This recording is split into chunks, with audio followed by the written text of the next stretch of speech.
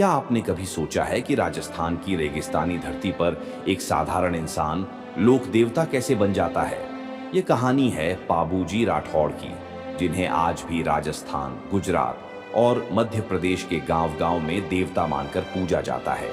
कहते हैं पाबूजी का जन्म जोधपुर जिले के कोलू गांव में हुआ था। वे राठौड़ वंश से थे और बचपन से ही असाधारण साहस और पराक्रम के धनी माने जाते थे। बचपन में ही उनके स्वभाव में न्यायप्रियता और दया झलकती थी। गांव के लोग उन्हें बचपन का देवता कहकर बुलाते थे, क्योंकि वे हमेशा गरीबों, चरवाहों और किसानों की मदद के लिए खड़े रहते। बाबूजी का घोड़ा केतकी भी उतना ही मशहूर था, जो युद्ध भूमि में बिजली की तरह दौड़ता था।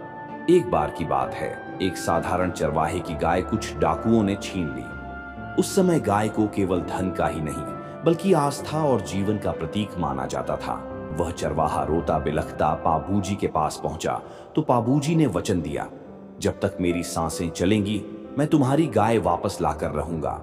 कहते हैं इस वचन के साथ ही उनकी कथा लोक देवता बनने की राह पर चल पड़ी।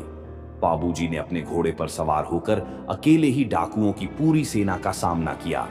तलवारें टकराईं, खून की नदियां बहीं, पर पाबूजी ने पीछे हटना मंजूर नहीं किया।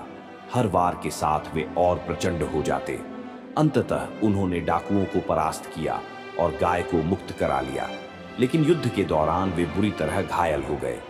किंवदंती है कि जब पाबूजी जख्मी होकर भी लड़ रहे थे, तब उनकी तलवार इतनी तेजी से चमक रही थी कि लोग कहते थे, यह इंसान नहीं, कोई देवता युद्ध कर रहा है। अंतिम सांस तक उनकी तलवार चलती रही और जैसे ही उन्होंने प्राण त्यागे, पूरे राजस्थान में एक दिव्य आभा फैल गई। उस दिन से पाबूजी केवल एक योद्धा नहीं, बल्कि लोक देवता बन गए। राजस्थान के गांव-गांव में आज भी पाबूजी की फड़ गाई जाती है। यह एक खास तरह की चित्रकला और लोक गायन परंपरा है, जिसमें रात भर वीर पाबूजी की कथा गाई जाती है। गांव के लोग ढोलक, रावण हट्टा और मंजीरे की धुन पर पाबूजी के कारनामों का गुणगान करते हैं। जब जब लोग संकट में पड़ते हैं, वे पाबूजी को याद करते हैं और मानते हैं कि वे उनकी रक्षा जरूर करेंगे। पाबूजी की कथा हमें यह सिखाती है कि सच्चा नायक वही होता है जो अपने लिए नहीं, बल्कि दूसरों के लिए लड़े, जो अपने प्राण देकर भी वचन निभाए। यही कारण है कि आज भी लाखों लोग पाबूजी के मंदिरों और मेलों में उनकी पूजा करते हैं और उन्हें केवल एक योद्धा नहीं, बल्कि वचन, धर्म और वीरता के प्रतीक लोक देवता मानते हैं।